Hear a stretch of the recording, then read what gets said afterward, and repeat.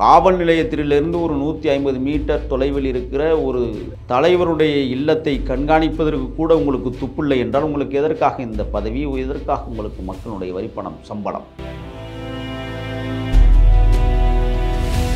செம்பியம் காவல் நிலையத்தின் முதலாக குற்றச்சாட்டை பதிவு செய்கிறேன். ஒரு மாபெரும் மகத்தான மண்ணுரிமை தலைவரை காவல்துறை காக்க தவறியதே குற்றம் தானே. மக்களுடைய வரிப்பணத்தில் சம்பளம் வாங்குறீங்களா, வேற என்ன பிய திங்கிறீங்களா, சோத்தா திங்கிறீங்களா? நான் கேட்குறேன்.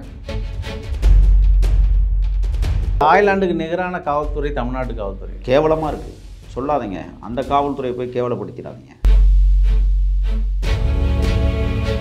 மக்களின் பக்கம் நின்றதால் ஆருத்ரா கொள்ளும் 200 கோடி ஏன் நான் கொடுக்க வேண்டும், 100 கோடியில் உன் கதையை முடித்து விடுகிறேன் என்று முடித்தால் என்ன?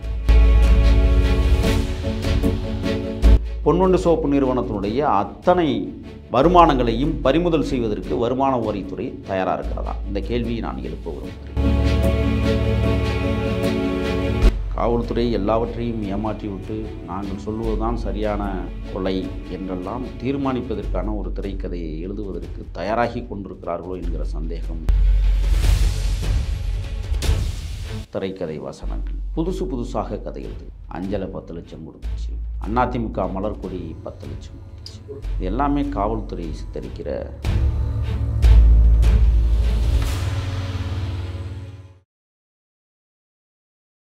வணக்கம் தொடர். வணக்கம். பல நாட்களாகவே ஆம்ஸ்ட்ராங் கொலையில் பல மர்மங்கள் நீடித்து ஒவ்வொரு கதைகளாக வெளியே வந்துட்டு இருக்கு. கடைசியாக நேற்று ஆற்காடு சுரேஷன் மனைவி கைது பண்ணியிருக்காங்க. எந்த கோணத்தில் இந்த வழக்குகள் போயிட்டு இருக்கு? பல நாட்கள் அப்படிங்கிறதெல்லாம் கடந்து பல மாதங்கள் அப்படிங்கிற ஒரு வரிசையில் காவல்துறை தொடர்ச்சியாக கொண்டு வர முயற்சி செய்வதை உலகம் அறியும்.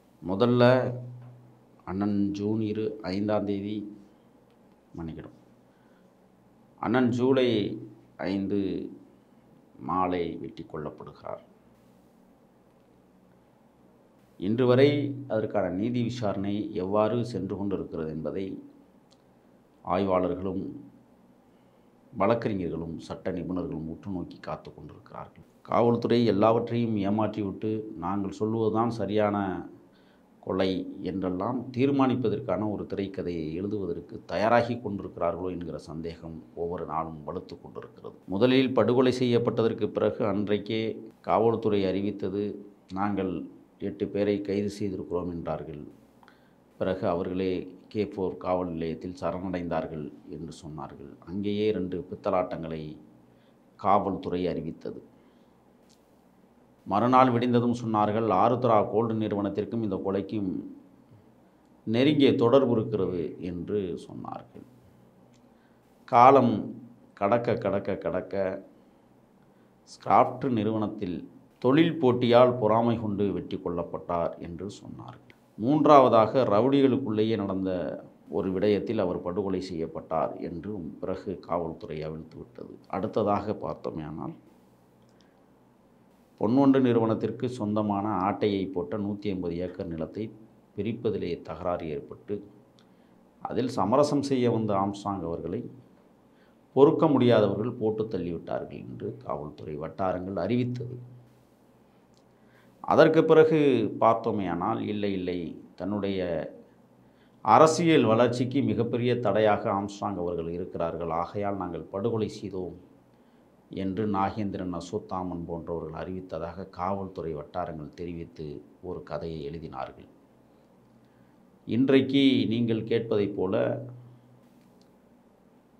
ஆற்காடு சுரேஷ் அவர்களுடைய மனைவி, உண்மையான மனைவி பொற்குடி என்ன வந்தாலும் பரவாயில்லை, என் கணவனை தீர்த்தவரை நான் பழி தீர்க்க வேண்டும், ஆகையால் என் தாலியை கலட்டி தருகிறேன், விற்றுவிட்டாவது அவனை கொலை செய்யுங்கள், யானையை கொலை செய்யுங்கள். இது எல்லாமே காவல்துறை சித்தரிக்கிற திரைக்கதை வசனங்கள்.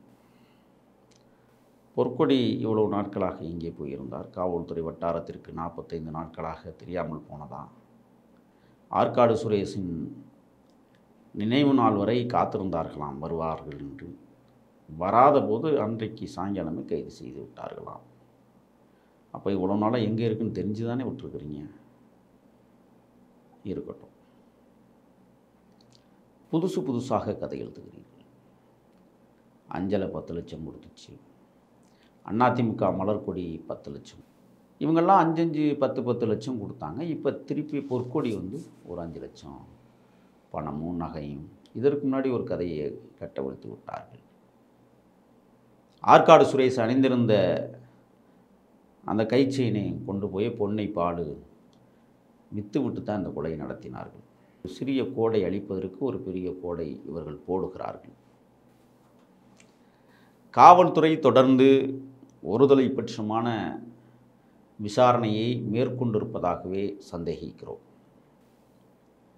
காரணம், இவர்கள் சந்தேகத்தின் பேரில் விசாரணை என்கிற பெயரில் வட சென்னையில் இருக்கிற 200க்கும் மேற்பட்ட ரவுடிகளை அழைத்து வந்து விசாரித்து விட்டு அதிலே ஏதாவது தடயங்கள் கிடைக்கிறதா என்று தான் சோதனை செய்து கொண்டிருக்கிறார்களே ஒழிய, இதுவரை கைது செய்யப்பட்டவர்கள் இவர்கள்தான் உறுதியானவர்கள், இவர்களுக்கு பின்னால் ஒளிந்திருக்கிற சக்தி இவர்தான் பல கோடிகளை பணப்பரிமாற்றம் நடத்தினார் என்று சொல்லாமல் தவிக்கிறது தமிழ்நாடு சிபிசிஐடியும் செம்பியம் காவல் நிலையமும்.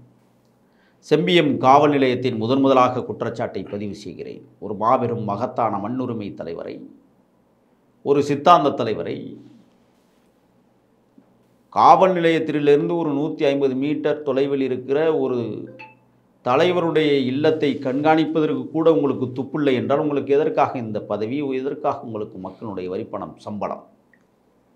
முழுக்க காவல்துறை தான் இந்த விடயத்தில் தொடக்கம் முதலே இன்று வரை நாடகங்களை அரங்கேற்றி வருகிறது.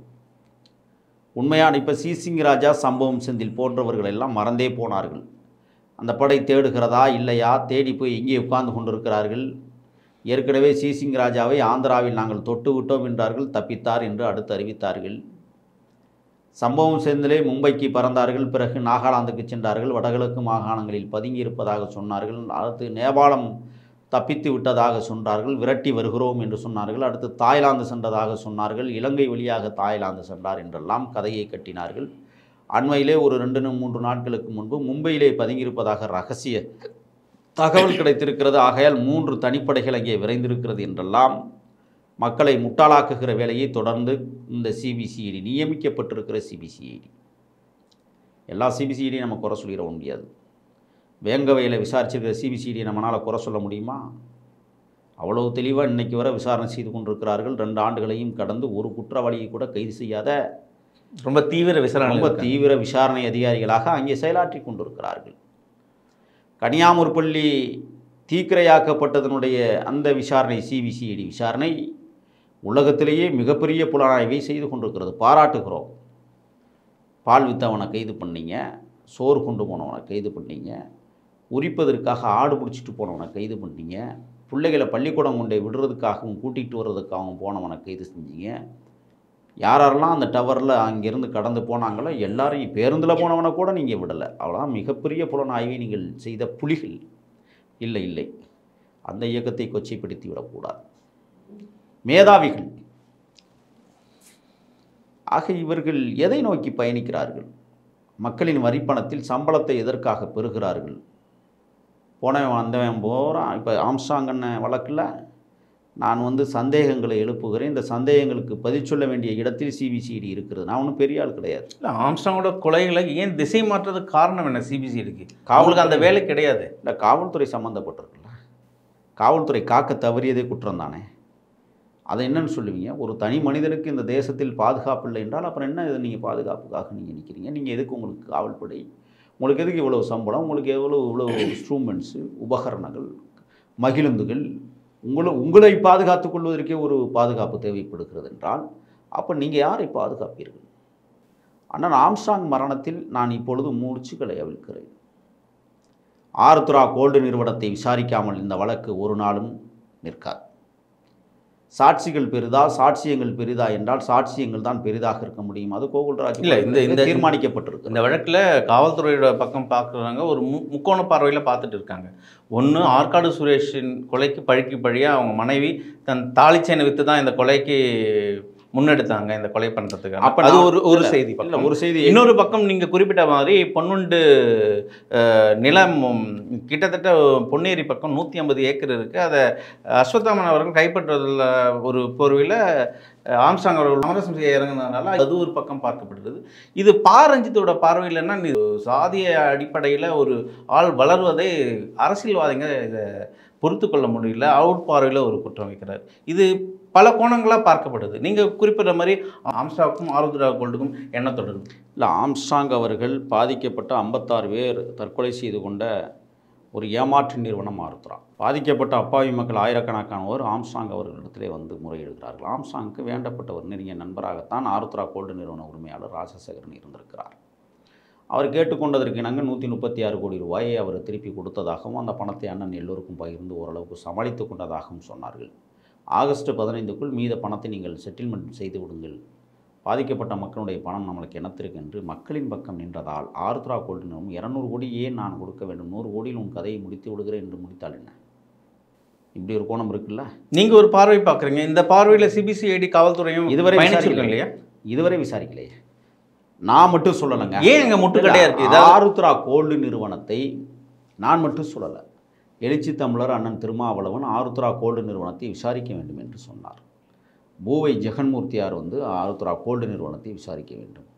காங்கிரஸ் கட்சியினுடைய மாநில தலைவர் செல்வ பெருந்தகை அவர்கள் ஆருத்ராவை விசாரிக்க வேண்டும் என்றெல்லாம் ஒரு பெரிய பட்டியலை அண்ணன் இறந்து கிடந்த அந்த பூத உடலுக்கு பக்கத்தில் இருந்தே இவர்கள் உதிர்த்த முழக்கங்கள். ஆனால் இதுவரை ஆருத்ராவை விசாரித்திருக்கிறதா என்றால் இல்லை. இது ஒரு உரம் இருக்கட்டும். நீங்கள் கேட்ட கேள்விகளுக்காக வருகிறது. பொன்னேரிக்கு பக்கத்தில் பொன்வண்டு சோப்பு நிறுவனத்தால் 150 ஏக்கர் நிலத்தை ஆட்டையை போட்டிருக்கு 23 வருஷத்துக்கு முன்னாடி. 150 ஏக்கர் ஆட்டையை போட்ட ஒரு நிறுவனத்திற்கு அங்கு காம்பவுண்ட் சுவர் கட்ட அனுமதித்தது யார்? பட்டாவும் பத்திரமும் சிட்ட அடங்கலும் கொடுத்தது யார்? அங்கே மின்சார இணைப்புகள் கொடுத்தது யார்? கட்டடங்கள் கட்ட அனுமதித்தது யார்? தொழிலாளர்களை பணியமர்த்த தொழிலாளர் நல வாரியம் எப்படி அனுமதித்தது? இதெல்லாம் கேள்வி இருக்குல்ல. கிட்டத்தட்ட 23 வருஷமாக அரசனுடைய இடத்த ஆட்டையை போட்டு அவன் அங்கே தொழில் பண்ணி சம்பாரிச்சிருக்கிறான்ல. பொன்வண்டு சோப்பு நிறுவனத்தினுடைய அத்தனை வருமானங்களையும் பறிமுதல் செய்வதற்கு வருமான வரித்துறை தயாராக இருக்கிறதா? இந்த கேள்வியை நான் எழுப்ப விரும்புகிறேன். வருவாய்த்துறை அதிகாரிகள் அந்த இடத்த பட்டா சிட்டாவோடு பத்திரம் போட்டு கொடுத்துருக்குறாங்களே, 23 ஆண்டுகளுக்கு முன்பு போட்டு கொடுத்த அயோக்கிய பெயர். அந்த நிலத்தை பாதுகாப்பதற்கு மாதம் மாதம் கட்டிங் வாங்கினாங்களாம். மாதம் வந்து இவங்களுக்கு கட்டிங் போனதுனால அதை கண்டுக்கலையா? அப்போ அந்த அதிகாரிகளெல்லாம் கூப்பிட்டு விசாரணை வளையத்துக்குள்ள கொண்டு வந்து இந்த இடத்தால் தாண்டா அவர் படுகொலை செய்யப்பட்டார். நீங்கள் தான் சொன்னீங்க இந்த இடத்தால் படுகொலை நடந்திருக்கிறதாக செய்தி அப்படின்னு காவல்துறை தான் சொன்னது, நம்ம சொல்லலை. அப்போ அந்த கோணத்தில் அவர்கள் விசாரணை செய்தால் அப்போ அந்த இடத்தை இன்றைக்கி போய் பறிமுதல் பண்ணுறீங்களே, அந்த இடம் அரசுக்கு சொந்தமான இடம்னு இப்போ அறிவிக்கிறீங்களே, 23 வருஷமாக ஏன் அறிவிக்கல? உங்களுக்கு துப்பு இல்லை, வெக்கமல்ல உங்களுக்குலாம்? மக்களுடைய வரி பணத்தில் சம்பளம் வாங்குறீங்களா, வேறு என்ன பிய திங்கிறீங்களா, சோத்தா திங்கிறீங்களா? நான் கேட்குறேன்.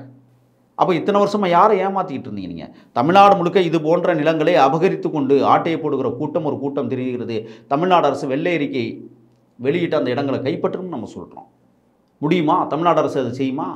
ரவுடிகளும் குண்டர்களும் அதுக்கு பாதுகாப்பாக இருக்கிறார்கள் என்று கங்கணம் சொல்லுவார்கள். அடுத்து என்ன சொல்லுவான்? போலீஸே பாதுகாப்பு கொடுக்குது அந்த மாதிரி இடங்களுக்கு. தெரியுமா உங்களுக்கு? ரவுடிகளை கையில் வச்சுக்கிட்டு காவல்துறையை பாதுகாப்பு கொடுத்து வேண்டப்பட்டவன்ட்ட காசை வாங்கிட்டு கம்முன்னு இருக்கிற காவல்துறை எத்தனையோ இருக்குது. எங்கள் மறுக்க சொல்லுங்கள் இல்லைன்னு சொல்லிட்டு. இப்போ அப்படித்தான் காவல்துறைக்கு தெரியாமல் இப்போ அந்த 150 ஏக்கர் வந்து ஒருத்தன் ஆட்டையை போட்டு அங்கே வந்து குடியிருக்க முடியுமா? அங்கே தொழிலாளர்களுக்கு வீடு கட்டி கொடுக்க முடியுமா? அப்போ என்ன இந்த நிறுவனத்தை வந்து பாதுகாத்தது யார்? காவல்துறையும் தான். அப்போ யார் மீது நீங்கள் நடவடிக்கை எடுக்க வேண்டும்? இப்போ காவல்துறை வந்து பொன்வண்டி நிறுவனத்தின் மீது நடவடிக்கை எடுக்குது. அப்போ காவல்துறை மீது யார் நடவடிக்கை எடுக்கிறது? இவ்வளோ நாளாக அந்த காவல்துறைக்கு சரக காவல் நிலைய எல்லைக்குள்ளே தானே அந்த இடம் இருக்குது, இல்லை அவுட்டில் பாய்சானுக்கு போயிடுச்சு அந்த இடம். அப்போ யாரை நீங்கள் ஏமாத்துறீங்கிற ஒரு விஷயம் இருக்குது. ஒன்று, அந்த நிறுவனத்தில் என்ன நடந்துச்சு? 150 ஏக்கர் நிலத்தை ஒரு சேட்டுக்கிட்ட விற்பனை செய்வதற்காக அவன் தயாராகிறான். 300 கோடிக்கு விற்க போகிறான். இது தெரிஞ்சிருச்சு. அசோத்தாமன் என்ன பண்ணுறாரு? இது பொது சொத்து, நீ ஆட்டையை போட்டு 21 வருஷமாக வச்சுருக்கிறா, ஓகே 10 ஏக்கர் எனக்கு கொடுத்துட்டு நீ விற்றுக்கோங்கிறான். தப்பு தான், ரவுடிசம் தவறு தான். அவன் கேட்டான்ல, அப்போயே வந்து கம்ப்ளைண்ட் பண்ணி இந்த மாதிரி 10 ஏக்கர் கேட்குறான் என்கிட்ட, 10 ஏக்கர் கொடுக்கலன்னா 20 கோடி எனக்கு கேட்குறான். இது வந்து உரிய நடவடிக்கை, சட்ட ரீதியாக நடவடிக்கை எடுக்குன்னு சொல்லி ஏன் கம்ப்ளைண்ட் கொடுக்கல பொன்வண்டு நிறுவனம்? அவன் ஏன் ஆம்ஸ்ட்ராங்? இந்த தகவல் எல்லாமே ஏற்கனவே அரசாங்கத்துக்கு தெரியும். தெரிஞ்சதுனால தானே இன்றைக்கி காவல்துறை இந்த மாதிரி வார்த்தைகளை உதிர்க்குது. நீங்கள் எப்படி அரசுக்கு தெரியாமல் எப்படி ஒரு விஷயம் நடக்கும்? நீங்கள் சொல்லுங்கள் பார்ப்போம். இப்போ நான் கேட்குறேன், ஒரு ரயில்வே தண்டவாளத்தில் இருக்கிற கீழே கிடக்கிற ஒரு தண்டவாள கம்பியை திருடிட்டு போனால் குற்றமா இல்லையா? அது கண்டிப்பாக அது வந்து தெரியுதா இல்லையா, எங்கே ஒரு கம்பியை காணும்னு தேடுறாங்களா? அப்போ இது போன்ற குற்ற நடவடிக்கைகளில் ஈடுபடுபவர்களை கண்காணிப்பதற்கு ஏன் நீங்கள் உங்களால் முடியலை? அப்போ தோல்வி தானே இந்த அரசு, இந்த அரசாங்கம் தோல்வியில் தானே இருக்குது. அப்போ அந்த இடத்துல தாய்லாந்துக்கு நிகரான காவல்துறை தமிழ்நாட்டு காவல்துறை கேவலமாக இருக்குது. சொல்லாதீங்க, அந்த காவல்துறையை போய் கேவலப்படுத்திடாதீங்க. மோசமாக இருக்குங்க. ஏங்க இரவு 10 மணிக்கு மேலே மதுபான கடைகள் மூடியதற்கு பிறகு ஒரு பெரிய வியாபாரத்தை தொடங்கி வைத்து அதில் கட்டி வாங்குகிற காவல்துறை நல்ல காவல்துறையா? சொல்லுங்க பாப்போம். தமிழ்நாடு முழுக்க இது நடந்துக்கிட்டு இருக்குது, இல்லைன்னு மறுக்கிறீங்களா? மகாவீர் ஜெயந்திக்கும் காந்தி ஜெயந்தி அன்றைக்கும் வந்து மதுபான கடைகள் அடைக்கப்பட்டு அன்னைக்கு தான் கூடுதல் வியாபாரம் நடக்குது. அது எப்படி? குண்டியை நட்டமாக விட்டுக்கிட்டு மல்லாக கிடக்கிறானே குடிச்சுவிட்டு, அது எப்படி? நேற்று குடித்தவனுக்கு இன்னும் போத தெரியலையா? இதெல்லாம் அனுமதிப்பது யார்? அப்போ இதெல்லாம் எப்படி நீங்கள் அரசுக்கு என்னென்னா சாராயத்தின் மூலமாக ஒரு பெரிய வருமானம் வந்தால் நல்லதுன்னு நினைக்குது. நீ குடிச்சு இளைஞர்களை மழுங்கடித்த அயோக்கியர்கள் இந்த அரசியல்வாதிகள். பார்ப்போம். இந்த வழக்கு எந்த முனையத்தை நோக்கி போக போதுன்னு நம்ம பொறுத்து தான் பார்க்கணும். உங்கள் நேரத்துக்கும் கருத்துக்கும் மிக்க நன்றி. நன்றி.